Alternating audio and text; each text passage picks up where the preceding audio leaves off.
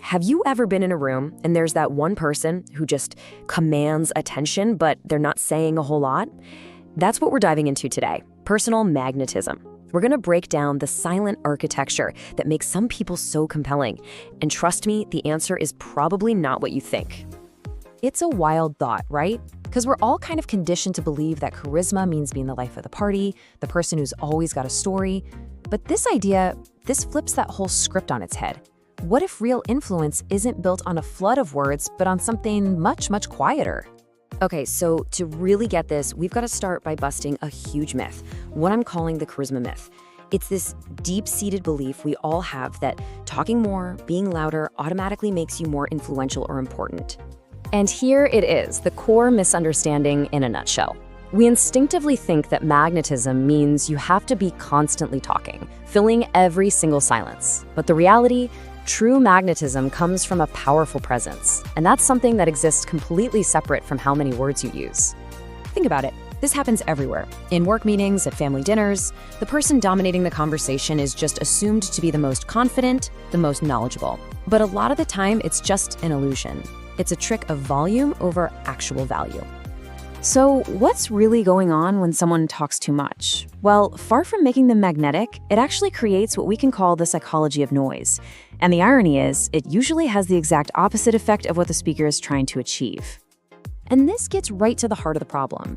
Instead of pulling people in, non-stop talking actually pushes them away. You're basically giving them an open invitation to just mentally check out of the conversation. Now, here's the why, and this is fascinating. Our brains can only handle so much information at one time. Imagine someone talking at you for 5 minutes straight at a loud party. You don't absorb the details, you just feel overwhelmed. That's cognitive overload. And when our brains can't keep up, we stop trying. So this cognitive overload, it creates this cascade of problems. For starters, your words just lose their value. It's like a currency that's been overprinted. They become cheap. Then your listeners just become passive. They're just sitting there waiting for you to take a breath. And finally, any really important key points you wanted to make, they get completely lost in all that noise. But, okay, there is a powerful antidote to all of this. The solution is actually in understanding the architecture of silence and really discovering the incredible power of an intentional pause. This is the other side of the coin, right? If talking too much makes people tune out, silence does the exact opposite. It makes them lean in. A sudden pause in a conversation creates this little vacuum, and the listener's mind just naturally wants to know what's going to fill it. And just to be super clear, we're not talking about that awkward, uncomfortable silence. No, this is what we can call valuable silence. It's a deliberate, strategic tool. It's that calculated pause you take right before you say something important, the very thing that builds up anticipation and gives your words so much more weight. And here's the cool psychological trick that's happening. When you pause, you are non-verbally telling your audience, hey, wait a second, what I'm about to say has been thought through, it's actually worth waiting for. You're framing your words as valuable before they even leave your mouth. Just look at the perceived value here. On the one hand, you've got impulsive speech, the words that just tumble out without a thought. They don't carry much weight. But when you introduce just a brief, thoughtful pause, look at that. The value of that considered speech just skyrockets. The words might be identical, but the delivery changes everything. All right, so theory is great, but how do we actually do this? This final section is all about the how.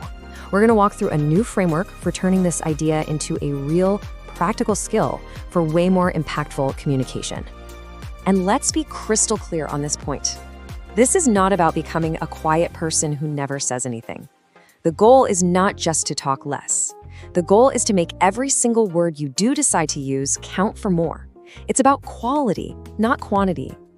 So, here's a super simple 3-step model you can practice. Step 1, receive. And that means actually, truly listen to the other person, not just waiting for your turn to talk.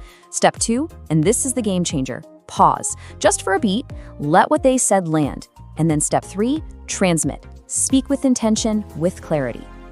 When you start practicing this receive, pause, transmit model over and over, something incredible starts to happen. It shifts you from just being another person talking in a room, a speaker, into someone with a real magnetic presence. You become the person that others don't just hear, they actually listen to. So I'll leave you with this. Personal magnetism isn't just about what you say. It's about the power you give your words by embracing silence. So in your very next conversation, maybe later today, think about this. What will you choose to leave unsaid so that what you do say truly matters?